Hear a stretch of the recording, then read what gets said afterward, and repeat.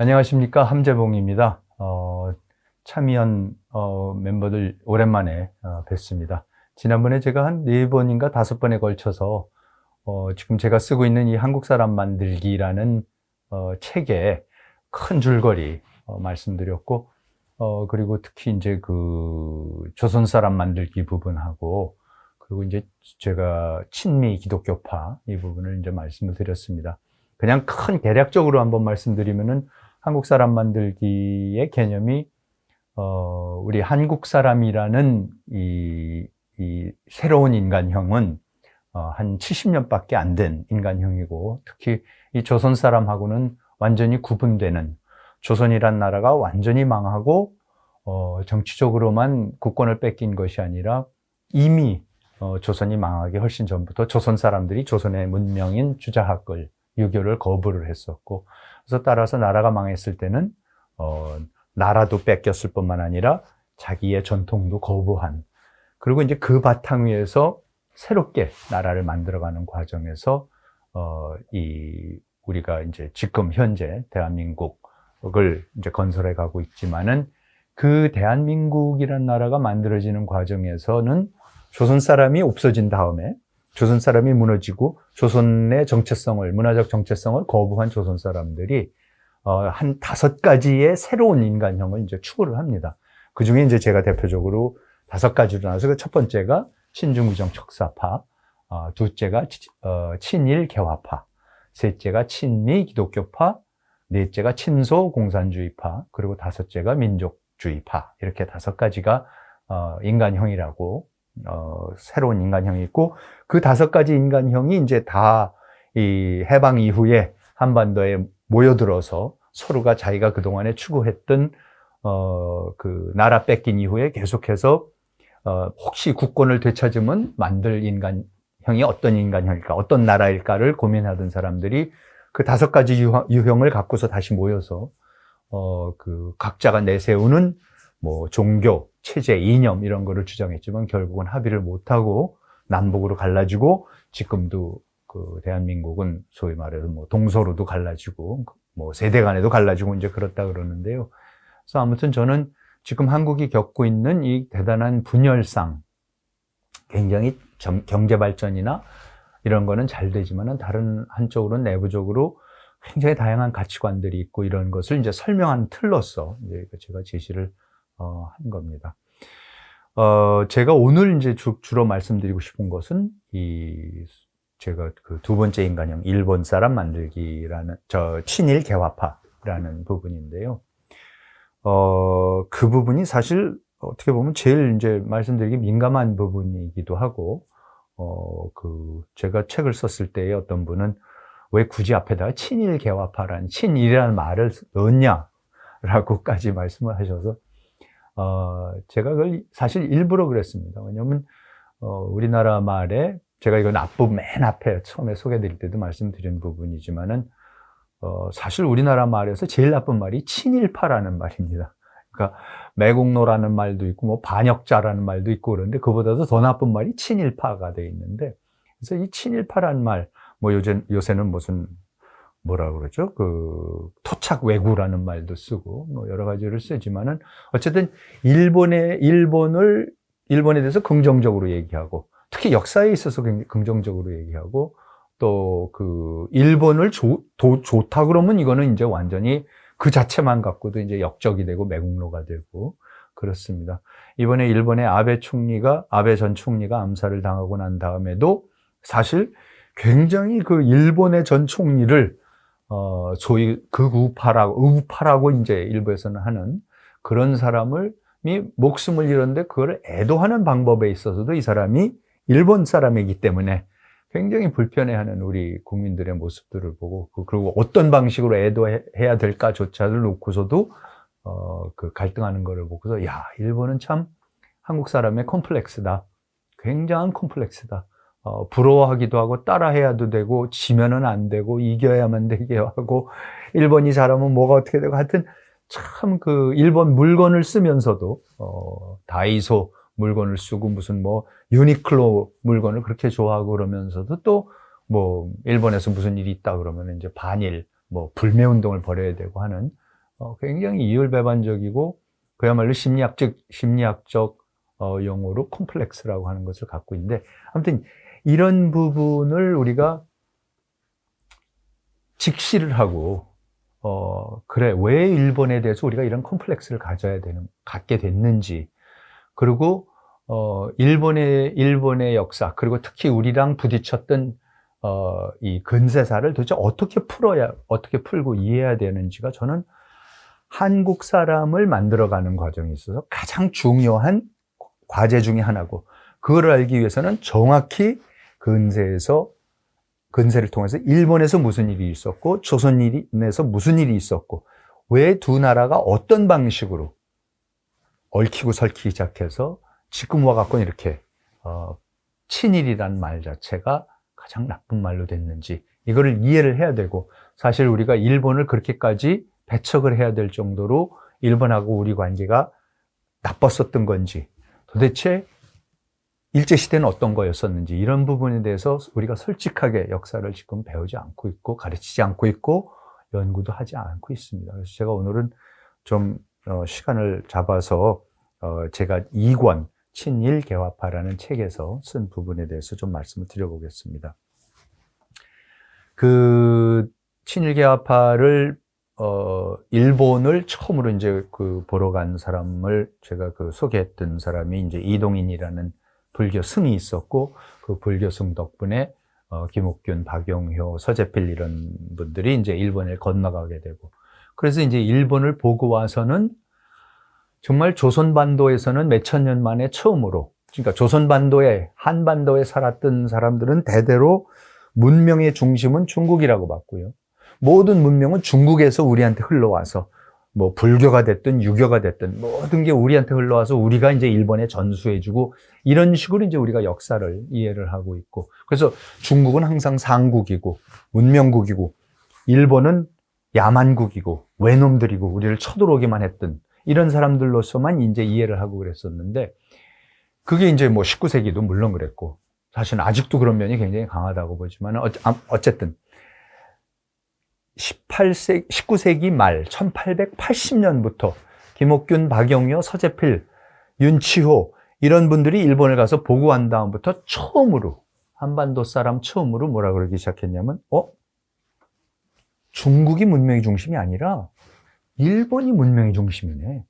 이 일본이 서구로부터 받아들여서 하기 시작한 이 근대화라는 이 근대 문명, 그렇죠? 후쿠사와 유키치가 말하는 문명 개화, 이것이 진정한 문명이고, 이 중화 문명이라는 거, 유교, 주자학, 뭐 위정척사파들이 주장하는, 이거는 이제 완전히 봉건적인, 시대착오적인, 뒤떨어진, 후진적인, 야만적인 문명이라고 보기 시작했습니다.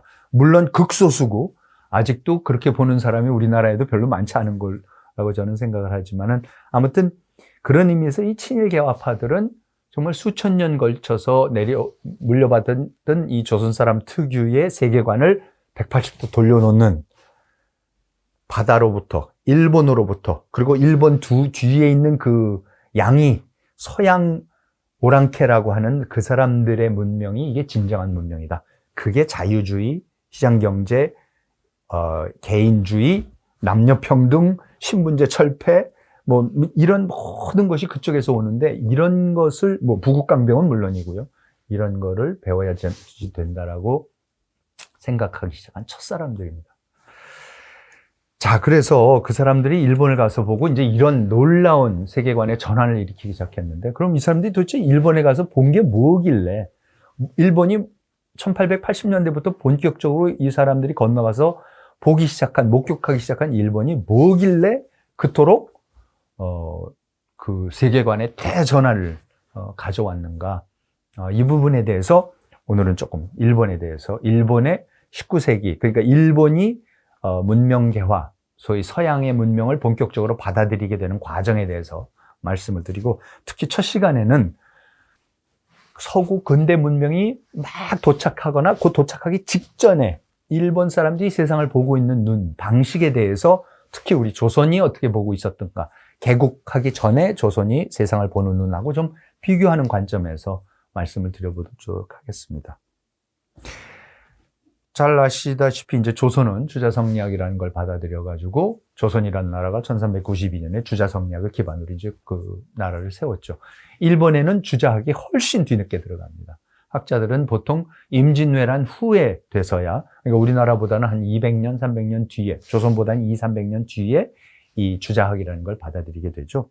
그런데 저는 일본이 주자학을 받아들이는 방식하고 조선이 주자학을 받아들이는 방식하고 너무나 달랐기에 참 제가 놀래고, 그리고 거기에서 일본이 서구의 근대 문명을 우리보다 훨씬 빨리 앞서서 받아들일 수 있었던 그 비밀이 있지 않나 하는 이제 그런 그런 걸 많이 느꼈습니다. 그래서 이제 첫 번째 슬라이드를 보여주시면은, 이게 누구냐면은 야마자키 안사이라고 그 일본에서 주자학을 이제 받아들였던 대표적인 학자고, 1618년에 태어나서 1681년에 세상을 떠났으니까 이제 17세기의 인물이죠. 임진왜란 완전히 끝난 후에 도쿠가와 시대에 들어와서 이제 태어나서 살았던 인물이고 주자학을 받아들였던 인물인데요. 이 사람이 이제 이런 기록이 있습니다. 이제 학생들을 가리키면서 있었던 대화의 내용인데요. 이 사람이 이렇게 얘기를 합니다.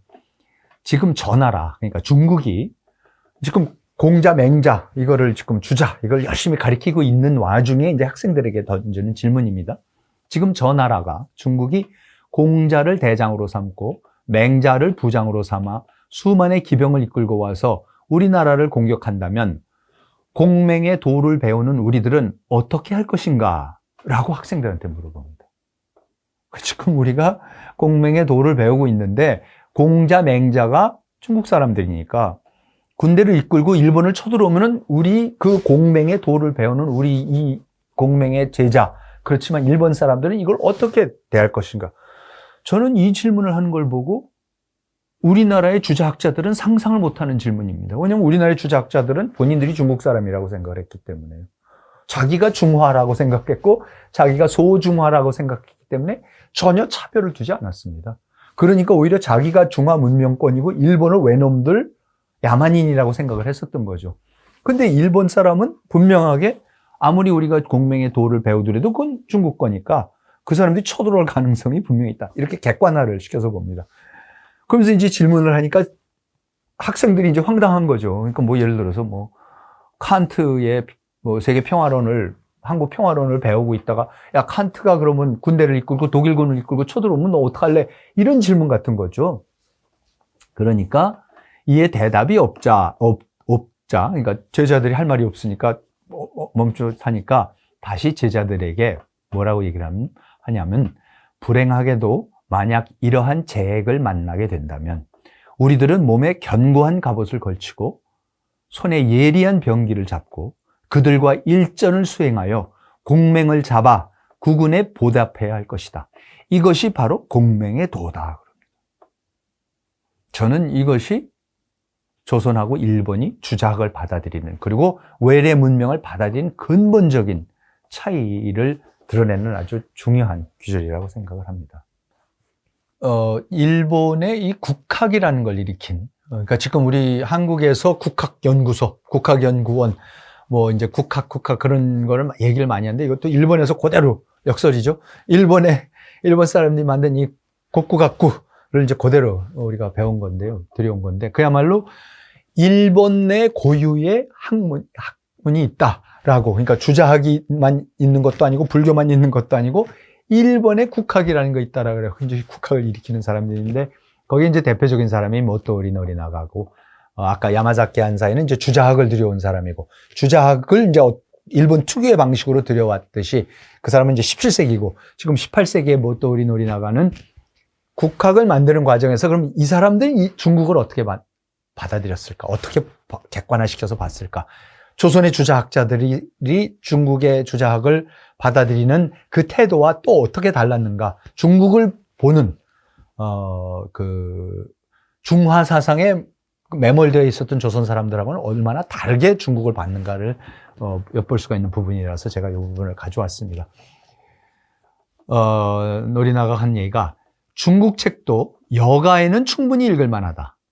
중국 책을 읽지 않는다면 그 나라의 단점도 알 수 없을 것이며 또한 일본의 고서가 전부 한문으로 쓰여 있으므로 중국 문자를 몰라서는 학문도 진전되기 어려울 것이기 때문이다.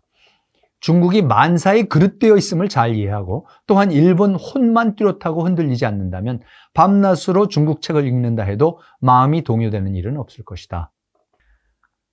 저는 이 부분을 읽을 때 꼭 생각나는 게 우리의 이 한자, 그러니까 한문, 그러니까 한글 전용 주장하는 사람들, 한자를 배우면 안 된다라고 하는 사람들 같은 그 생각이 나요. 그러니까 우리도 일본과 마찬가지로 우리의 전통 문화는 일본보다 더 어떻게 보면 99% 그렇죠? 우리의 역사, 철학, 뭐 퇴계, 율곡, 정다산, 뭐 기대승, 누구고 그렇죠? 전부 다 한문으로만 썼습니다. 왕조실록 전부 다 한문입니다. 공문서들 전부 다 한문입니다. 그거를 안 배우고 그거를 중국 거라 그래서 안 배우고 또 느닷없이 한글로만 전용하자고요? 그러면 얼마나 국민을 무지몽매하게 만드는 일입니까? 일본에서는 지금 18세기에 이미 국학이라는 거를 우리는 중국보다 낫다라는 국학을 만드는 그 대표적인 학자의 입장에서도 뭐라 그럽니까? 중국책 읽어야 된다. 왜? 안 읽으면 그날의 단점도 모르고 사실은 더 중요한 건 뭐예요? 일본 고서가 전부 다 한문으로 되어 있는데 이건 물론 우리 일본 책도 못 읽는데 그러니까 뭐냐? 한문을 배우지 말라는 건 말이 안 된다. 한문을 배우되 일본 혼만 뚜렷하면 얼마든지 배워. 저쪽의 단점도 알고 중국 것도 알고 중국의 역사, 철학, 문학 다 알고 그게 왜 잘못됐는지도 알고 내 정체성을 정립하는데 더 도움이 되는 것이지 어떻게 저쪽 거를 안 배우는 게 내 정체성을 성립하는 데 도움이 됩니까? 그래서 저런 식으로 일본의 국학을 일으킵니다. 그러니까 역시 야마자키 안사이가 공맹의 도를 배우려고 그러면은 공자, 맹자가 혹시 쳐들어오면 그 사람을 싸워서 죽여서 나라를 지키는 것이 공맹의 도를 다하는 것과 마찬가지로 중국 책 배워야 된다. 중국어, 한자, 한문 배워야 된다. 그거 모르면 우리 것도 모른다라는 너무나 솔직하고 합리적인 결론을 내리고 그 대신 우리 혼만 뚜렷하면 된다. 이것이 일본의 국학을 만드는 방법이다라고 해서 하는 겁니다. 지금 우리도 지금 한국학을 하는 데 있어서 이 정도의 인식이 있는지, 의식이 있는지, 서양 유학을 해야 되는 거고, 서양의 학문을 배워야 되는 거고, 미국 역사를 알아야 되고, 러시아 역사를 알아야 되고, 중국 역사를 알아야 되고, 일본 역사를 알고, 그걸 알아야지 한국의 역사가 나오지, 어떻게 한국학만 하고, 한국 역사만 한다고 한국 역사가 배워질 수가 있습니까? 이것도 일본으로부터 저는 배워야 된다고 생각을 합니다. 다음은 이제 그 샤쿠마 쇼잔이라는 지식인인데 이 사람은 이제 19세기의 지식인입니다. 일본 최초의 근대 지식인이라고 하는 사람이죠. 이 사람은 이제 근대 문명이, 서양 문명이 들어오니까 그럼 서양 문명하고 이 근대 문명을 어떻게 할 것인가? 그러니까 앞에 말씀드린 야마자키 안사이나 누구죠? 오토리, 노리나가나 이 사람들은 이제 중국 문명을 도대체 어떻게 일본 사람들이 이해를 하고 받아들이고 수용해야 되는지 얘기를 했었고, 그러고 이제 샤쿠마 소자는 본격적으로 이제 서양 문명하고 맞닥뜨리기 시작합니다. 그러면서 그때 이제 일어났던 얘기들에 대해서 이제 쓴 글 중에 이런 글이 있습니다. 나라에 남아있는 자원조차 유용하게 사용하지 못하고 시변에 달하여 세상이 변하고 있는데 달하여 병제를 군사 체제를 고칠 줄을 모르며 포술이 있다고는 해도 옛날의 고루한 습속에 빠져 새로이 얻는 묘수를 강구하지 않으며, 그러니까 일본이 임진왜란 때만 해도 세계에서 제일 강한 나라였었어요. 무력으로. 뭐 포도 있고 조총도 있고 다 있었죠. 근데 그거는 있었지만 이미 고루한 습속이 돼버렸는 거고 새로운 거를 강구하지 않는다. 불편한 제도에 대해서는 그것이 불편하다는 것만 알 뿐 개정할 방도를 모르고 오직 자기 나라만의 좋은 것에만 집착하여 외국이라면 무조건 경시하고 그들의 실사에 숙련하여 국가의 이익도 일으키며 병력도 번성하고 포술도 뛰어나고 항해에 능숙한 것 등 훨씬 자국보다 우위에 있는 것을 알지 못하기 때문에 일단 영국과의 사이에 난이 일어나면 대패하여 크게 고속의 성년의 체면을 손상시킬 것입니다. 의정척사파, 일본에서는 손노조이, 존왕양이파라 그랬죠. 그러니까 황제를 천황을 받들고 서양 오랑캐들을 무찔러라라는 이 존왕양이파들이 일어나니까 들고 일어나서 서양을 배척하고 양이들을 서양 오랑캐를 배척하고 그러니까 샤크마 소산이 도대체 지금 이 나라를 운영하는 꼴을 보고 앉아 있으면 있는 것도 제대로 자원도 가용하지 못하고 옛날 거에 빠져서 하나도 변할 줄 모르고 하면서 무슨 영국하고 전쟁을 하자고 영국하고 전쟁을 하면은 패할 것이 뻔한데 이런 헛소리들만 하고 앉아 있다. 그러고 만일에 실제로 그렇게 하면은 정말 조상을 욕되게 하는 성현의 체면을 손상시킬 일만 벌일 것이다라고 사쿠마 소산이 얘기를 합니다. 이런 상황에서 일본에는 1853년에 이 페리 함대가 출현을 합니다. 제가 그 책에서는 자세히 말씀을 드리지만 우리가 역사를 좀 심층적으로 이해해야 되는데요. 도대체 페리 함대라는 미국의 함대가 왜 일본에 나타났는가? 두 가지 중요한 측면이 있습니다. 첫 번째는 뭐냐면요. 페리 함대는 최초로 어디서 왔냐면 태평양 쪽에서 옵니다. 그러니까 서양이라는 게 동양에 올 때는 전부 다 영국, 포르투갈, 스페인, 프랑스에서 오기 때문에 독일에서 러시아에서 오기 때문에 유럽에서 인도양을 거쳐서 그죠? 말라카 해협을 통해 갖고 먼저 도착하는 게 홍콩, 마카오 이런 데로 도착하죠. 그러니까는 서쪽에서 동쪽으로 오는 거죠. 그런데 미국은 이미 19세기에 알래스카까지 오기 시작해서, 캘리포니아까지 오기 시작을 해서 캘리포니아에 샌프란시스코 항이 생기면서 태평양 세력이 되고 그쪽에서부터 태평양을 건너서 아시아로 오기 시작하면 서쪽으로 오기 시작하면 제일 먼저 맞닥뜨린 게 일본입니다. 그러니까는 중국은 영국이 열지만 일본은 미국이 열 수밖에 없습니다. 왜냐하면 영국의 입장에서는 중국까지 온 다음에 일본은 완전히 바깥이죠. 변방이죠. 거기까지 갈 일이 별로 없는 거죠. 전략적인 이유나 이런 걸 위해서 가기는 가지만 그렇지만 제일 중요한 거는 중국이죠. 근데 미국의 입장에서는 태평양을 건너서 오다 보니까 제일 먼저 가로막고 있는 중국을 가기 전에 가로막고 있는 열도가 일본이니까 일본에 제일 먼저 도달을 하고 일본하고의 관계를 트는 게 제일 중요한 게 됩니다. 그리고 이제 두 번째, 페리 함대가 왜 왔느냐? 지금 당시 1853년대는요, 미국이 전 세계 고래잡이에 제일 앞서가는 나라입니다. 우리가 허먼 멜빌이 쓴 백경, 모비딕 이런 유명한 소설들이 있고 그런데 그게 전부 다 이제 낸타켓에서 고래잡이 하던 사람들의 경험을 갖고 이제 쓴 소설이고 그런데 근데 이 고래잡이가 왜 중요했냐면요. 산업혁명이 고래 때문에 일어납니다. 그러니까 산업혁명 초기 단계에서는 모든 기계의 윤활유, 그 다음에 가로등에 불 켜는 거기에 있는 기름, 그렇죠? 이게 전부 다 기름으로 돌아갑니다. 이 기름이 전부 다 고래 기름을 했습니다. 그러니까 석유라는 거는 1860년대, 70년대에 가서 펜실베니아 주에서 처음으로 석유가 발견이 되고 그 석유를 케로신이라는 등유로 만드는 기술이 개발이 되고 그러면서 로커펠러 같은 사람들이 유전들을 개발해서 대우 부호가 되면서 고래 기름을 대체하는 과정 하면서 고래 이제 산업이 사양길로 접어들고 이제 이 석유를 통한 우리가 알는 이 화석 연료를 통한 산업혁명이 본격적으로 일어나게 되는 건데 그 전까지는 아직까지는 페리 함대가 출현할 때까지는 이 고래잡이였습니다. 그런데 이제 문제는 뭐냐면 고래잡이를 대서양에서 시작해서 고래가 대서양에서 씨가 말라버립니다. 그래서 그 씨가 마른 고래를 또 잡기 위해서 결국은 태평양으로 건너오게 되는 거고 태평양으로 이제 건너와서 이제 일본까지 오는 거죠. 근데 이제 고래잡이 선들이 뭐냐면 이때 전부 다 증기선들이 됩니다. 그럼 증기선이라는 거 뭐냐면 석탄으로 가는 거 아닙니까? 그러면 태평양을 건너오고 그러면요. 대서양도 물론이지만 석탄을 아무리 싣고 가도 배에 실은 석탄 갖고는 몇 달씩 갈 수가 없죠.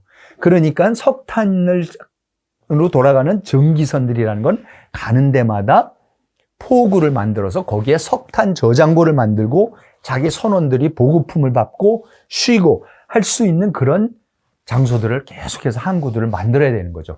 그래서 이 사람들이 선단을 이끌고 와갖고는 어떤 나라에 가갖고 개항을 좀 해라. 그래서 이 항구를 좀 쓰자. 그래서 우리가 여기에 선원들이 와서 쉬기도 하고 석탄 저장고를 만들어서 우리가 돈을 얼마 줄 테니까 석탄도 보급받을 수 있게 하고, 그리고 혹시 난파선들이 있으면 난파선원들 좀 구조해서 우리한테 보내주고, 이런 내용을 조약으로 만들자 그러는 겁니다. 그래서 조선에도 이때 그렇게 많은 서양의 배들이 와서 통상을 하자라는 게 이런 거를 하자는 거였었죠. 근데 이제 우리는 당연히 다 이제 거부를, 순조 때부터 왔었지만 다 거부를 했었던 거고. 그래서 이제 이 과정을 통해서 일본에서는 페리 함대가 나타나갖고 결국은 페리 함대의 그 엄청난 화력 때문에 일본은 처음에는 저항을 하려고 그러다 이거 안 되겠다 싶어갖고 나라를 결국은 열기 시작을 하는 거죠. 그래서 일본은 이 페리 함대 때문에 여는 거죠. 근데 제가 말씀드렸던 거는 앞에 말씀드렸던 모토리 노리나가, 샤쿠마 소잔, 야마자키 안사 이런 사람들은 사실 서양이 오기 전에 이미 새로운 외래 문명을 어떻게 받아들여야 되는가에 대한 사상적인 틀, 사고방식의 틀이 되어 있었습니다. 그러니까 조선과 같이 의정척사파들이 나타나서 그냥 주자님의 글만이 옳은 거고, 주자의 글에서 조금이라도 벗어나면 비록 같은 중국 학자든 왕양명 같은 양명학자가 되든 조선에서